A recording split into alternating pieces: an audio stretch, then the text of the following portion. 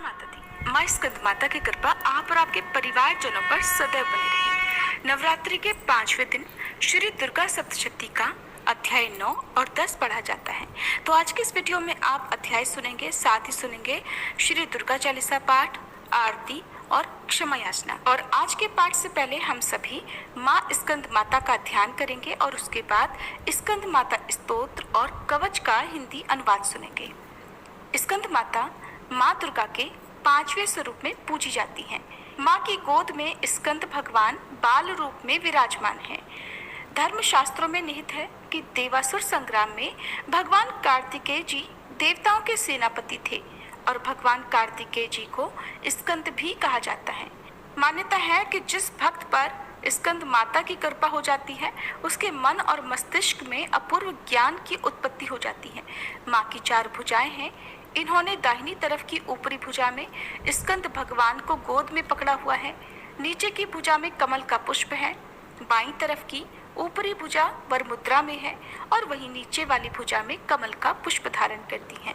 माँ कमल के आसन पर भी विराजमान रहती है और सिंह की भी सवारी करती है। मान्यता है स्कंद माता की पूजा करने वाले साधक को मृत्यु लोक में ही स्वर्ग समान सुखों की प्राप्ति होती है।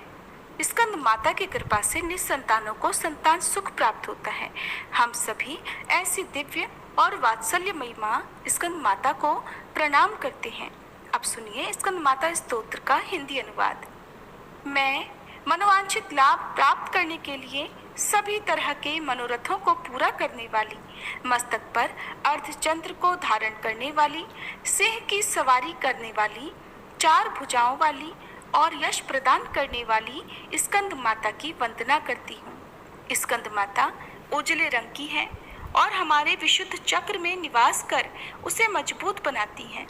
वे दुर्गा माता का 5वां रूप है जिनके 3 नेत्र हैं। इन्होंने अपनी 4 भुजाओं में से 2 में कमल पुष्प पकड़ रखा है। एक से कार्तिकेय जी को पकड़ा हुआ है जबकि एक हाथ अभय मुद्रा में है। स्कंद माता पीले रंग के वस्त्र धारण करती हैं। उनके मुख पर स्नेह के भाव हैं और उन्होंने नाना प्रकार के आभूषणों से अपना अलंकार किया हुआ है। उन्होंने अपने शरीर पर मंजीर, हार, केयूर, किंकड़ी और रत्नों से जड़ित कुंडल धारण किए हुए हैं। मैं प्रसन्न मन के साथ स्कंद माता की आराधना करती हूँ। उनका स्वरूप बहुत ही सुंदर, कमनीय, रमणीय और वैभव युक्त है। तीनों लोकों में उनकी पूजा की जाती है। स्कंद अर्थात कार्तिकेय जी को ली हुई स्कंद माता को मेरा नमन है। सृष्टि के सभी तत्व उन्हीं के अंदर समाये हुए हैं। स्कंद माता सागर की गहराइयों में भी वास करती हैं और हमें ऊर्जा प्रदान करती हैं। वे शिव की अर्धांगिनी हैं। वे ही हम सभी को प्रकाश देती हैं। उन्होंने अपने मस्तक पर सोने का मुकुट पहन रखा है। उनके मस्तक पर सूर्य के समान आभा है जो संपूर्ण विश्व में प्रकाश करती है। वे सभी इंद्रियों की स्वामिनी हैं और ब्रह्मपुत्रों के द्वारा पूजनीय हैं, अर्थात सभी वेद भी उनकी महिमा का वर्णन करते हैं। देवता और राक्षस दोनों ही माँ स्कंद माता के इस निर्मल और आदि रूप की आराधना करते हैं। स्कंद माता देवी हमारे सभी तरह के दोषों और विकारों का निवारण कर देती हैं। वे हमारे शरीर और मन को स्वस्थ रखने का कार्य करती हैं और हमारा उद्धार कर देती हैं। स्कंद माता ने तरह तरह के आभूषणों से अपना श्रृंगार किया हुआ है। देवराज इंद्र भी उनकी आराधना करते हैं। वे सृष्टि के सभी तत्वों में समाहित हैं और सभी लोगों का भार उन्हीं के ऊपर है। स्कंद माता के द्वारा ही हमें बुद्धि और विद्या मिलती है तथा हम उसका सदुपयोग कर पाते हैं। वे हमारी अज्ञानता का नाश कर देती हैं। वे कमल पुष्प में निवास करने वाली और शुभ फल देने वाली हैं। स्कंद माता देवी इस सृष्टि के अंधकार को दूर कर देती हैं और उनका स्वभाव भगवान शिव के जैसा ही है। वे कामना करने योग्य हैं। उनके अंदर करोड़ों सूर्यों के समान शक्ति है और उन्हीं से ही इस पृथ्वी पर अर्थ का महत्व है। स्कंद माता अनादि काल से हैं और इस सृष्टि की रचयिता हैं।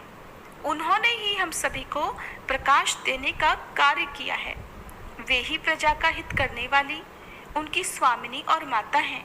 हम सभी स्कंद माता को नमन करते हैं। वे हर बिगड़े हुए काम को बना देती हैं। वे हमेशा गतिमान हैं। हरि का काम करने वाली और माता पार्वती का रूप हैं। उनके अंदर अनंत शक्ति समाहित है और उनका तेज सबसे ज्यादा है।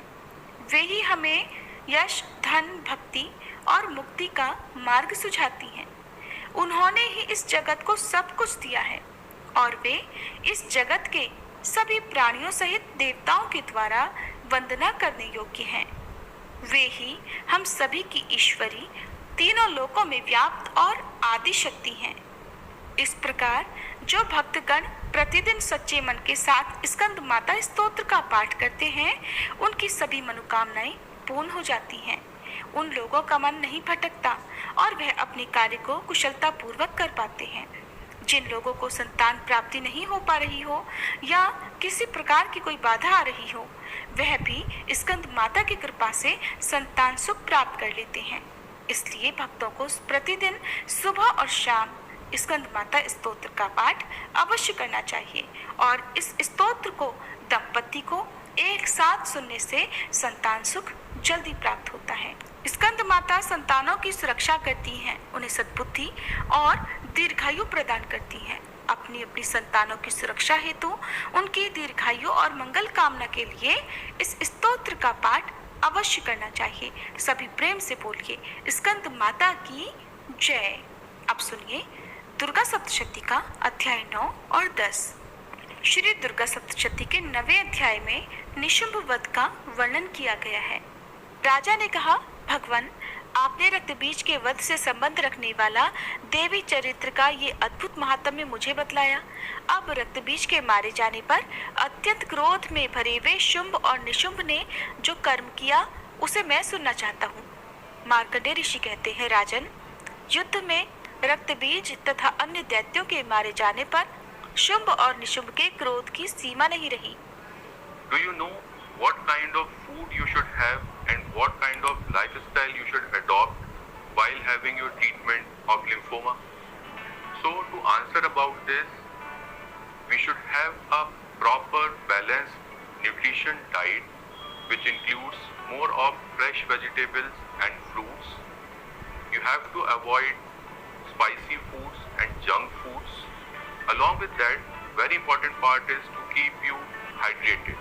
You should have frequent fluid intake throughout your day and you should take smaller meals more frequently in a day. Along with that, you should have a proper workout daily so that it makes you more strong and prepared for your treatment. Thank you. सीमा नहीं रही।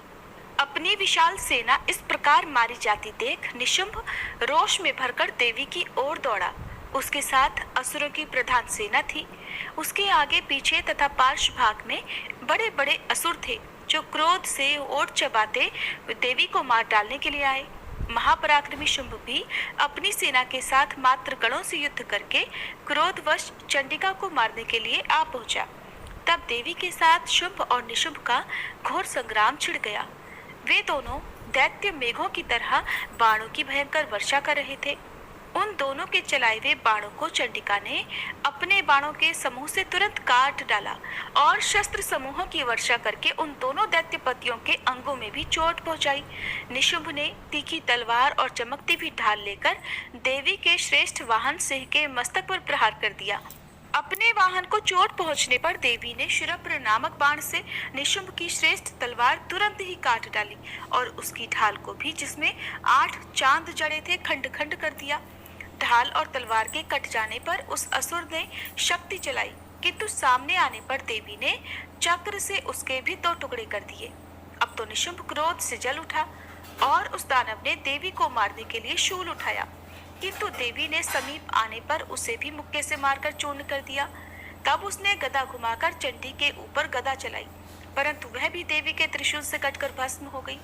तदंतर दैत्यराज निशुंभ को फरसा हाथ में लेकर आते देख देवी ने बाण समूहों से घायल कर धरती पर सुला दिया। उस भयंकर पराक्रमी भाई निशुंभ के धाराशायी हो जाने पर शुंभ को बड़ा क्रोध हुआ और अंबिका का वध करने के लिए वह आगे बढ़ा। रथ पर बैठे बैठे ही उत्तम आयुधों से सुशोभित अपनी बड़ी बड़ी 8 अनुपम भुजाओं से समूचे आकाश को ढककर वह अद्भुत शोभा पाने लगा। उसे आते देख देवी ने शंख बजाया और धनुष की प्रत्यंचा का भी अत्यंत दुस्सह शब्द किया। साथ ही अपने घंटे के शब्द से जो समस्त दैत्य सैनिकों का तेज नष्ट करने वाला था, संपूर्ण दिशाओं को व्याप्त कर दिया। तदंतर सिंह ने भी अपनी दहाड़ से, जिसे सुनकर बड़े बड़े गजराजों का महान मद दूर हो जाता था, आकाश, पृथ्वी और 10 दिशाओं को गुंजा दिया। फिर काली ने आकाश में उछलकर अपने दोनों हाथों से पृथ्वी पर आघात किया। उससे ऐसा भयंकर शब्द हुआ जिससे पहले के सभी शब्द शांत हो गए। तत्पश्चात शिवदूती ने दैत्यों के लिए अमंगलजनक अट्टहास किया। इन शब्दों को सुनकर समस्त असुर थर्रा उठे, किंतु शुंभ को बड़ा क्रोध हुआ। उस समय देवी ने जब शुंभ को लक्ष्य करके कहा, ओ दुरात्मन, खड़ा रहे, खड़ा रहे, तभी आकाश में खड़े हुए देवता बोल उठे, जय हो, जय हो। शुंभ ने वहां आकर ज्वालाओं से युक्त अत्यंत भयानक शक्ति चलाई। अग्निमय पर्वत के समान आती हुई उस शक्ति को देवी ने बड़े भारी लूके से दूर हटा दिया। उस समय शुंभ के सिहनाद से तीनों लोक गूंज उठे। राजन, उसकी प्रतिध्वनि से वज्रपात के समान भयानक शब्द हुआ, जिसने अन्य सब शब्दों को जीत लिया। शुंभ के चलाए हुए बाणों के देवी ने और देवी के चलाए हुए बाणों के शुंभ ने अपने भयंकर बाणों द्वारा सैकड़ों और हजारों टुकड़े कर दिए।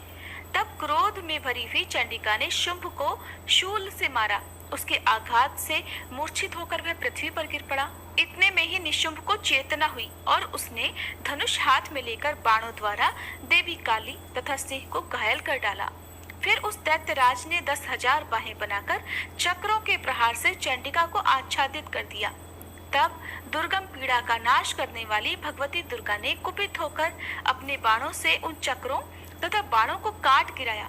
ये देख निशुंभ दैत्य सेना के साथ चंडिका का वध करने के लिए हाथ में गदा लेकर बड़ी तेजी से दौड़ा।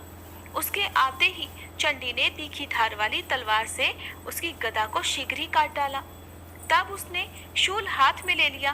देवताओं को पीड़ा देने वाले निशुंभ को शूल हाथ में लिए आते देख चंडिका ने वेग से चलाए हुए अपने शूल से उसकी छाती छेद डाली। शूल से विदीर्ण हो जाने पर उसकी छाती से एक दूसरा महाबली एवं महापराक्रमी पुरुष खड़ी रह कहता हुआ निकला। उस निकलते हुए पुरुष की बात सुनकर देवी ठठाकर हंस पड़ी और खड्ग से उन्होंने उसका मस्तक काट डाला। फिर तो वह पृथ्वी पर गिर पड़ा। तदंतर सिंह अपनी दाढ़ों से असुरों की गर्दन कुचल कर खाने लगा। ये बड़ा भयंकर दृश्य था। इधर काली तथा शिवदूती ने भी अन्यान्य दैत्यों का भक्षण आरंभ कर दिया। कौमारी की शक्ति से विदीर्ण होकर कितने ही महादैत्य नष्ट हो गए। ब्रह्माणी के मंत्रपूत जल से निस्तेज होकर कितने ही भाग खड़े हुए। कितने ही दैत्य माहेश्वरी के त्रिशूल से छिन्न भिन्न होकर धाराशायी हो गए। वाराही के थूथन के आघात से कितनों का पृथ्वी पर कचूमर निकल गया। वैष्णवी ने भी अपने चक्र से दानवों के टुकड़े टुकड़े कर डाले। ऐन्द्री के हाथ से छूटे हुए वज्र से भी कितने ही प्राणों से हाथ धो बैठे। कुछ असुर नष्ट हो गए और कुछ उस महायुद्ध से भाग गए तथा कितने ही काली, शिवदूती तथा सिंह के ग्रास बन गए। जय माता दी। इस प्रकार श्री मार्कंडेय पुराण में सावर्णिक मनवंतर की कथा के अंतर्गत देवी महात्म्य में निशुंभ वध नामक 9वां अध्याय पूर्ण हुआ। अब सुनिए 10वां अध्याय, जिसमें शुंभ वध का वर्णन किया गया है। 10वें अध्याय को शुरू करने से पहले हम सब मिलकर माँ जगदम्बे का ध्यान करें। मैं मस्तक पर अर्धचंद्र धारण करने वाली शिव शक्ति स्वरूपा भगवती कामेश्वरी का हृदय में चिंतन करती हूँ। वे तपाए हुए स्वर्ण के समान सुंदर हैं। सूर्य, चंद्रमा और अग्नि, ये ही 3 उनके नेत्र हैं और वे अपने मनोहर हाथों में धनुष, बाण, अंकुश, पाश और शूल धारण किए हुए हैं। मार्कंडेय ऋषि कहते हैं, राजन, अपने प्राणों के समान प्यारे भाई निशुंभ को मारा गया देख तथा सारी सेना का संहार होता जान शुंभ ने कुपित होकर कहा, दुष्ट दुर्गे, तू बल के अभिमान में आकर झूठ मूठ का घमंड ना दिखा। तू बड़ी माननी बनी हुई है, किंतु दूसरी स्त्रियों के बल का सहारा लेकर लड़ती है। तब देवी बोली, ओ दुष्ट, मैं अकेली ही हूँ। इस संसार में मेरे सिवा दूसरी कौन है? देख, ये मेरी ही विभूतियाँ हैं, इसलिए मुझ में ही प्रवेश कर रही हैं। तदंतर ब्रह्माणी आदि समस्त देवियां अंबिका देवी के शरीर में लीन हो गई। उस समय केवल अंबिका देवी ही रह गई। तब देवी बोली, मैं अपनी ऐश्वर्य शक्ति से अनेक रूपों में यहाँ उपस्थित हुई थी। उन सब रूपों को मैंने समेट लिया। अब अकेली ही युद्ध में खड़ी हूँ, तुम भी स्थिर हो जाओ। मार्कंडेय ऋषि कहते हैं, राजन, तदंतर देवी और शुंभ दोनों में सब देवताओं तथा दानवों के देखते देखते भयंकर युद्ध छिड़ गया। बाणों की वर्षा तथा तीखे शस्त्रों और दारुण अस्त्रों के प्रहार के कारण उन दोनों का युद्ध सब लोगों के लिए बड़ा भयानक प्रतीत हुआ। उस समय अंबिका देवी ने जो सैकड़ों दिव्य अस्त्र छोड़े, उन्हें दैत्यराज शुंभ ने उनके निवारक अस्त्रों द्वारा काट डाला। इसी प्रकार शुंभ ने भी जो दिव्य अस्त्र चलाए, उन्हें परमेश्वरी ने भयंकर हुंकार शब्द के उच्चारण आदि द्वारा खिलवाड़ में ही नष्ट कर डाला।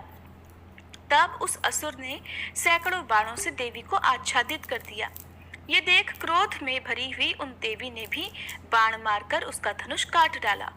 धनुष कट जाने पर फिर दैत्यराज ने शक्ति हाथ में ली, किंतु देवी ने चक्र से उसकी हाथ की शक्ति को भी काट गिराया। तत्पश्चात दैत्यों के स्वामी शुंभ ने 100 चांदों वाली चमकती हुई ढाल और तलवार हाथ में ले उस समय देवी पर धावा किया। उसके आते ही चंडिका ने अपने धनुष से छोड़े हुए तीखे बाणों द्वारा उसकी सूर्य किरणों के समान उज्जवल ढाल और तलवार को तुरंत काट दिया। फिर उस दैत्य के घोड़े और सारथी मारे गए। धनुष तो पहले ही कट चुका था। अब उसने अंबिका को मारने के लिए उद्यत होकर भयंकर मुदगर हाथ में लिया। उसे आते देख देवी ने अपने तीक्ष्ण बाणों से उसका मुदगर भी काट डाला, जिस पर वह असुर मुक्का तानकर बड़ी तेजी से देवी की ओर झपटा। उस दैत्यराज ने देवी की छाती में मुक्का मारा। तब उन देवी ने भी उसकी छाती में एक चांटा जड़ दिया। देवी का थप्पड़ खाकर दैत्यराज शुंभ पृथ्वी पर गिर पड़ा, किंतु पुनः सहसा पहले की तरह उठकर खड़ा हो गया।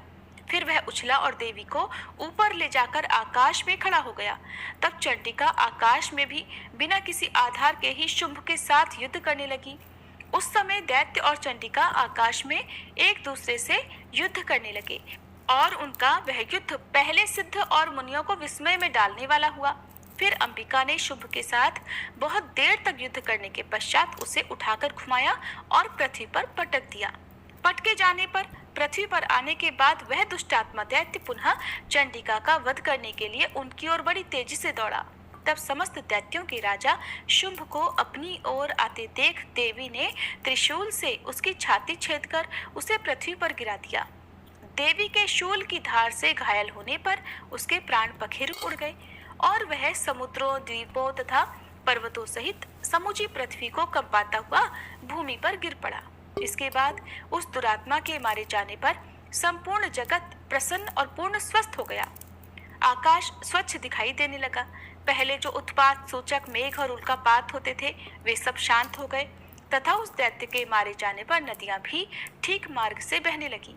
उस समय शुंभ की मृत्यु के बाद संपूर्ण देवताओं का हृदय हर्ष से भर गया और गंधर्वगण मधुर गीत गाने लगे।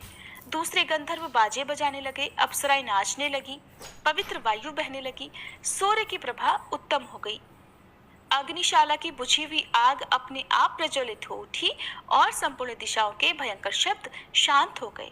जय माता दी। इस प्रकार श्री मार्कंडेय पुराण में सावर्णिक मनवंतर की कथा के अंतर्गत देवी महात्म्य में शुंभ वध नाम का 10वां अध्याय पूर्ण हुआ। इसके आगे के अध्याय आप सभी कल की वीडियो में जरूर सुनिएगा। अब सुनिए श्री दुर्गा चालीसा पाठ। श्री दुर्गा चालीसा।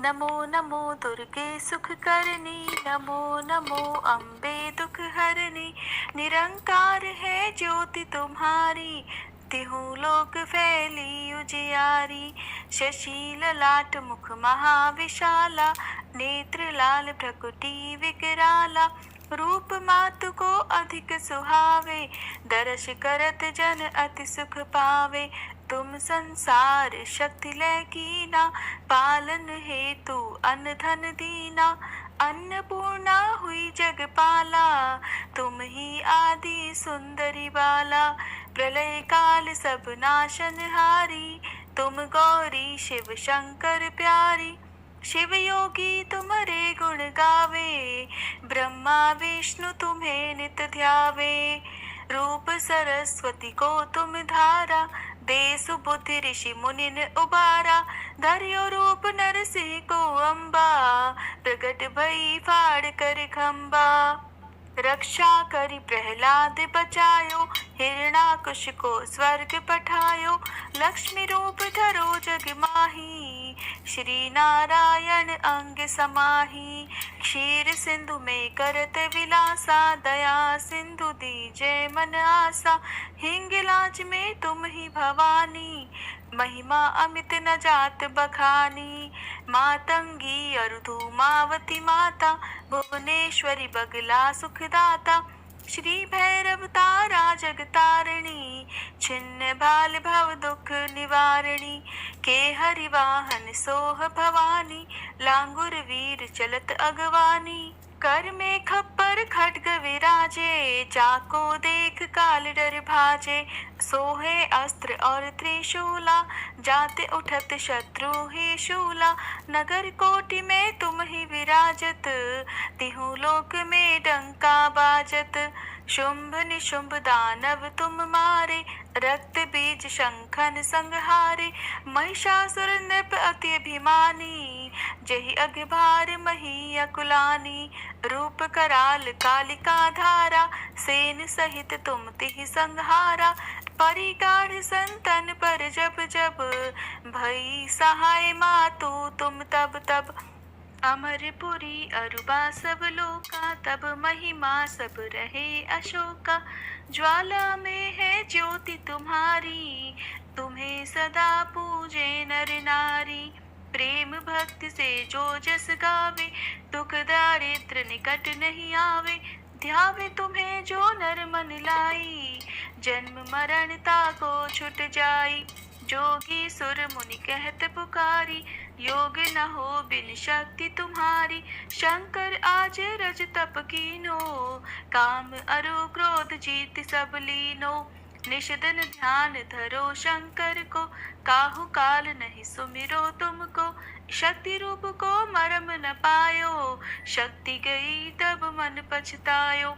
शरणागत हुई कीर्ति बखानी, जय जय जय जगदम्ब भवानी। भई प्रसन्न आदि जगदम्बा, दई शक्ति नहीं कीन विलंबा। मोको मातु कष्ट अति घेरो, तुम बिन कौन हरे दुख मेरो। आशा तृष्णा निपट सतावे, मोह मदादिक सब विनशावे। शत्रु नाश की जय महारानी, सुमिरो एक चित तुम्हें भवानी। करूं कृपा है मातु दयाला, रिद्धि सिद्धि दे कर निहाला। जब लग जीऊं दया फल पाऊं, तुमरो यश मैं सदा सुनाऊं। दुर्गा चालीसा जो कोई गावे, सब सुख भोग परम पद पावे। श्री दुर्गा चालीसा समाप्त। गौरी मैया जय श्यामा गौरी, तुमको निश दिन ध्यावत, मैया जी को सब दिन मनावत। हरि ब्रह्मा शिवरी, जय अम्बे गौरी। मांग सिंदूर विराजत, टीको मृग मद को, मैया टीको मृग मद को। उज्ज्वल से दो नैना, निर्मल से दो नैना, चंद्र वदननी को। जय अम्बे गौरी।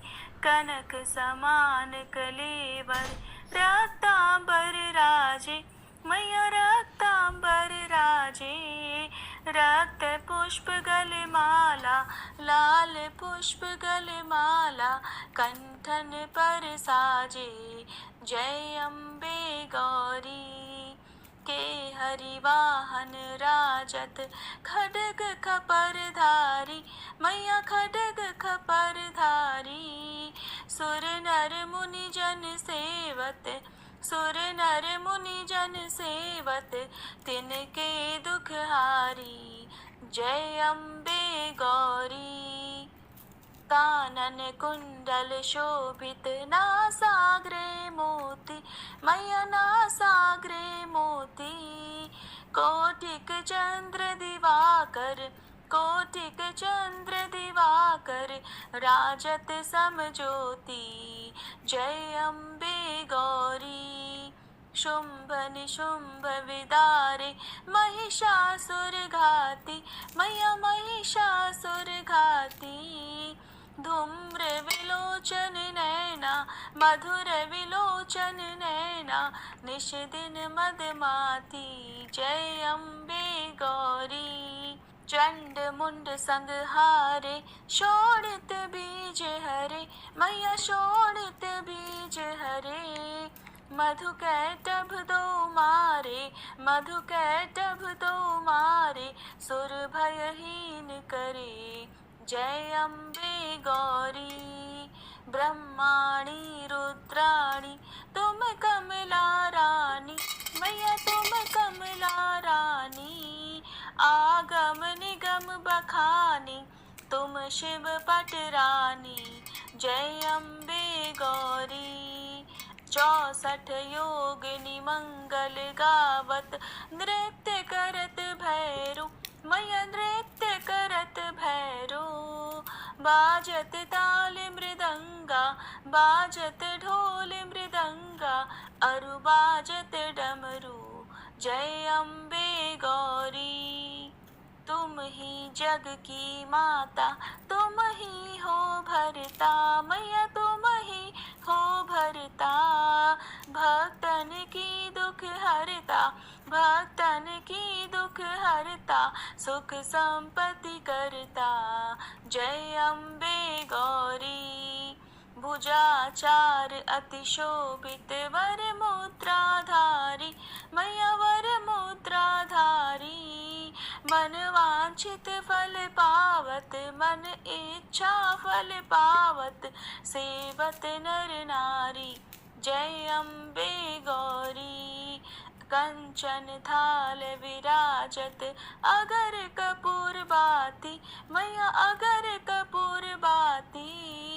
श्रीमाल के तुम्हें राजत श्रीमाल के तुम्हें राजत कोटि रतन ज्योति। जय अम्बे गौरी। श्री अम्बे जी की आरती जो कोई नर गावे मैया जो कोई नर गावे। कहते शिवानंद स्वामी रटत भोलानंद स्वामी सुख संपत्ति पावे। जय अम्बे गौरी। जय अम्बे गौरी मैया जय श्यामा गौरी। तुमको निश दिन ध्यावत मैया जी को सब दिन मनावत हरि ब्रह्मा शिवरी। जय अम्बे गौरी। प्रिय भक्तजनों, अब हम सभी मिलकर माता रानी से क्षमा याचना करते हैं ताकि हमारे द्वारा हुई किसी भी गलती के लिए माता रानी हमें क्षमा कर सके। हे परमेश्वरी, मेरे द्वारा रात दिन सहस्त्रों अपराध होते रहे हैं, अतः आप मुझे अपनी सेवक समझकर कृपा पूर्वक मेरे उन अपराधों को क्षमा करो। न तो मैं आह्वान करना ही जानती हूँ, न विसर्जन करना ही जानती हूँ और न पूजा ही करना जानती हूँ। हे परमेश्वरी, मुझे क्षमा करो। हे सुरेश्वरी, मैंने जो मंत्रहीन, क्रियाहीन और भक्तिहीन पूजन किया है वह सब आपकी दया से पूर्ण हो। सैकड़ों अपराध करके भी भक्त आपकी शरण में आकर केवल जगदम्ब कहकर ही मोक्ष को प्राप्त करते हैं, जिसे ब्रह्मादि देवगण भी पाने में असमर्थ होते हैं। हे जगदम्बिके, मैं अपराधी हूँ, किंतु आपकी शरण में आई हूँ, अतः इस समय मैं दया की पात्र हूँ। आप जैसा चाहो वैसा करो। अज्ञानवश या बुद्धि भ्रम होने के कारण भूल से मैंने जो कुछ भी कम या अधिक कर दिया हो, हे देवी, हे परमेश्वरी, सब अपराध क्षमा करो और प्रसन्न हो। हे जगन्माता, हे कामेश्वरी, सच्चिदानंद स्वरूपिणी परमेश्वरी, आप प्रेम पूर्वक मेरी यह पूजा स्वीकार करो और मुझ पर प्रसन्न हो। आप गुप्त से भी गुप्त वस्तु की रक्षा करने वाली हो। आप मेरे किए हुए इस जप को ग्रहण करके मेरे सभी अपराधों को क्षमा करो। हे देवी, हे महेश्वरी, आपकी कृपा से मुझे सिद्धि की प्राप्ति हो। सभी प्रेम से बोलिए दुर्गे मैया की जय।